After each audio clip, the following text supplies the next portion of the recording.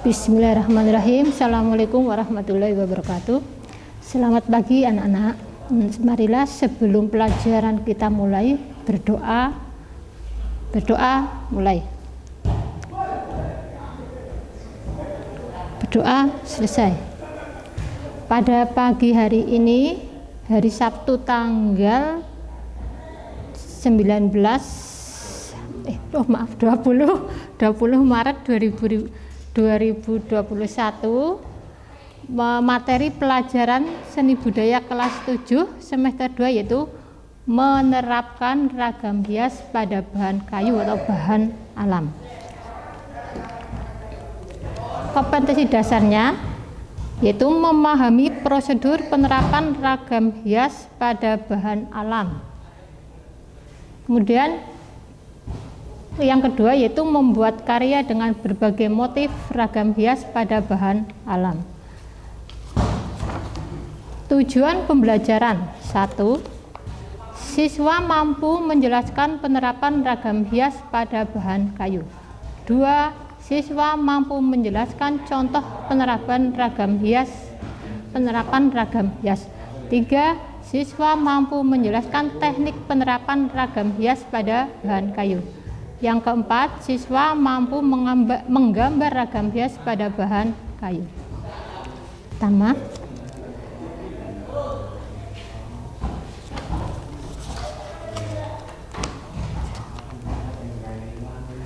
ragam hias selain diterapkan pada tekstil dapat dijumpai juga pada bahan kayu.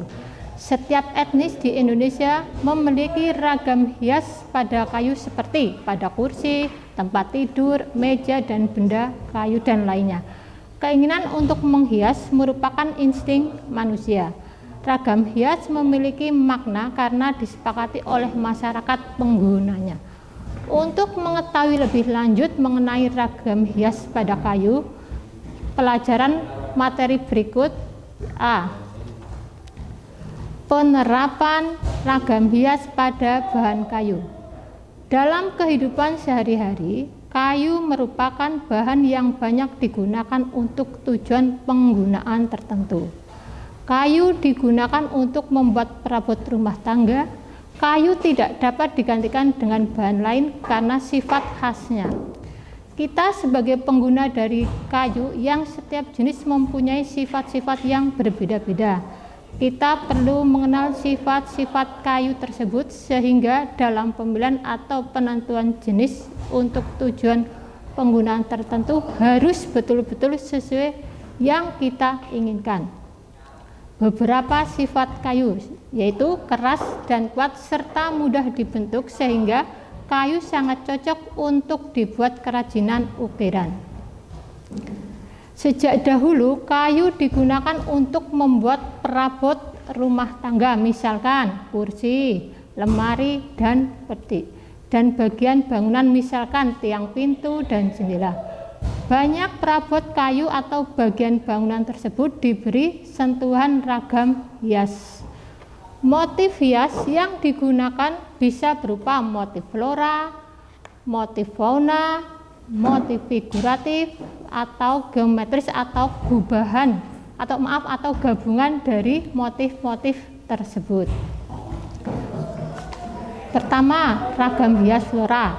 Itu ragam hias dengan motif flora atau vegetal mudah kita jumpai pada barang-barang seni seperti batik, ukiran, kain sulam, kain tenun, dan bodi dan lainnya. Contoh gambar ragam hias flora. Yang kedua yaitu ragam hias fauna. Ragam hias fauna atau animal merupakan bentuk gambar motif yang diambil dari hewan tertentu. Beberapa hewan yang biasanya dipakai sebagai objek ragam hias adalah kupu-kupu, burung, kadal, gajah, dan ikan. Motif ragam hias di Indonesia banyak menggunakan hewan sebagai objek ragam hias. Daerah-daerah tersebut seperti Yogyakarta, Bali, Sumatera, Kalimantan, Sulawesi, dan Papua. Ini contoh ragam hias berbentuk fauna atau hewan.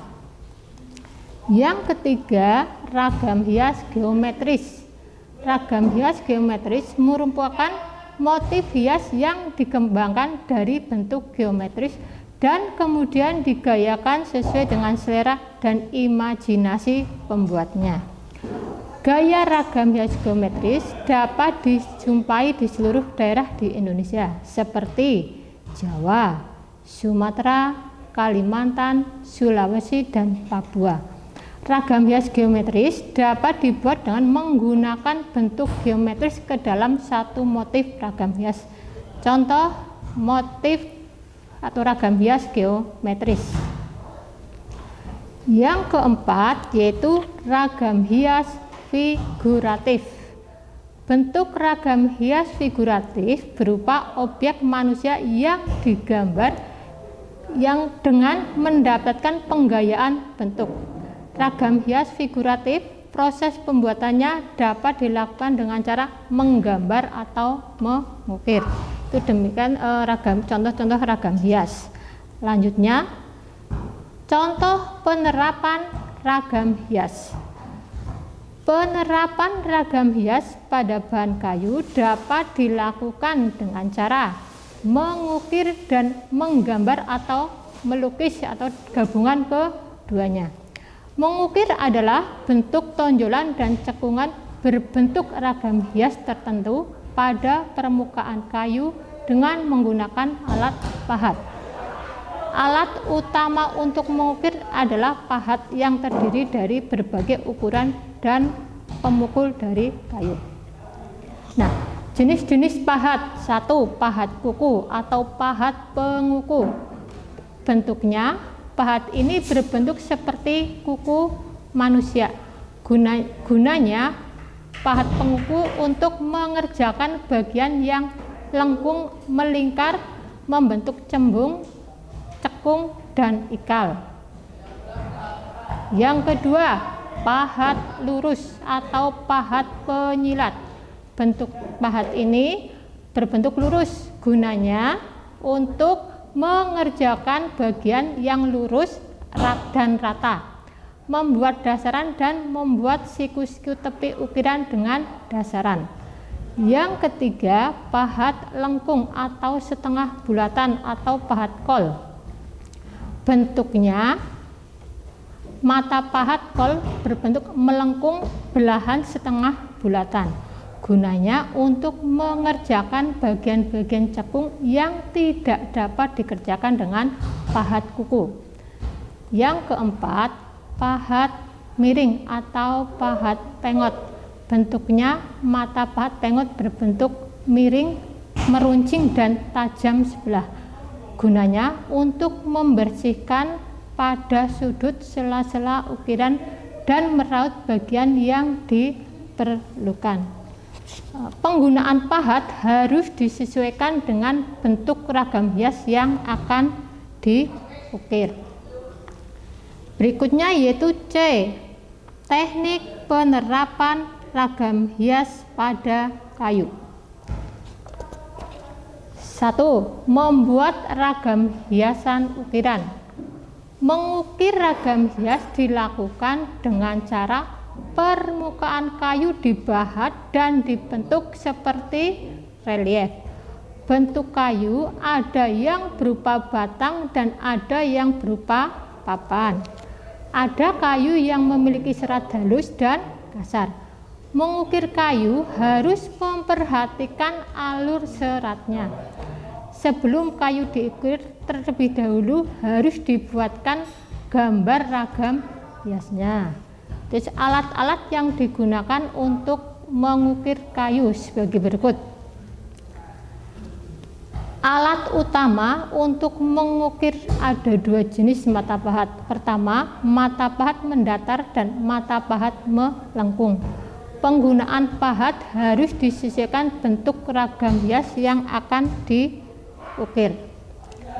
Yang B, alat pemukul yang digunakan dalam kegiatan mengukir umumnya terbuat dari kayu, meskipun ada juga yang menggunakan palu besi atau batu.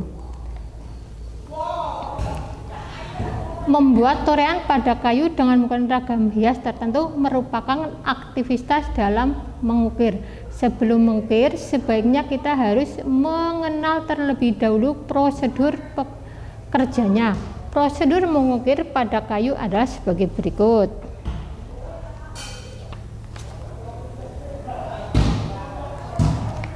A. Menyiapkan alat dan bahan menggambar ragam hias ukiran.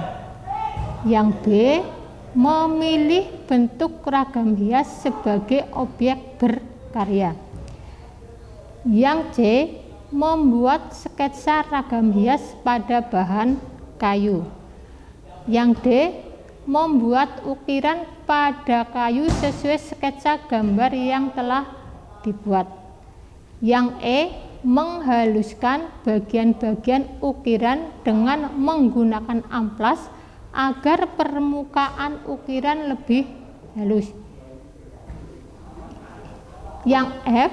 Membersihkan sentuhan akhir pada hasil ukiran. Sentuhan akhir yang biasa digunakan pada hasil ukiran adalah menutup hasil ukiran menggunakan sirlak atau serat kayu. Hasil ukiran tetap tampak. Yang kedua, melukis ragam hias di atas bahan kayu.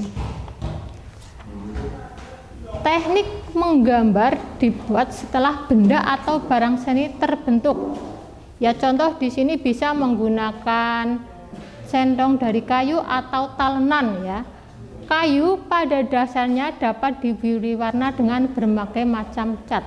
Misalkan cat minyak atau cat akrilik. Cat minyak atau akrilik ini kalian bisa didapat atau dibeli di toko alat-alat tulis atau alat-alat tulis.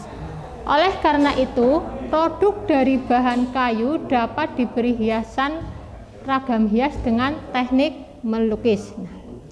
Berikut adalah contoh melukis ragam hias pada produk dari bahan kayu.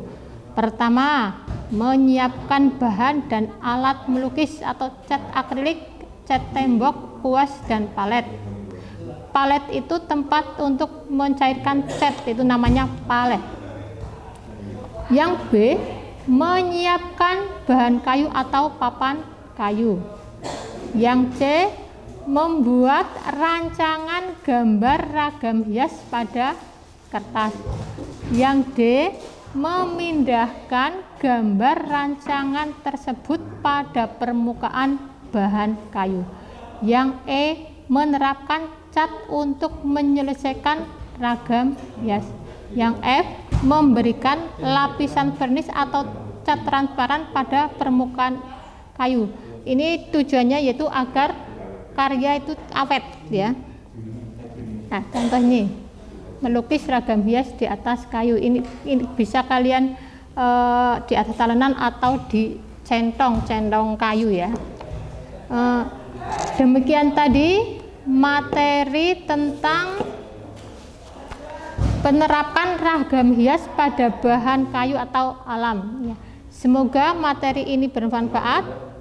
Cukup sekian. Wassalamualaikum warahmatullahi wabarakatuh. Udah.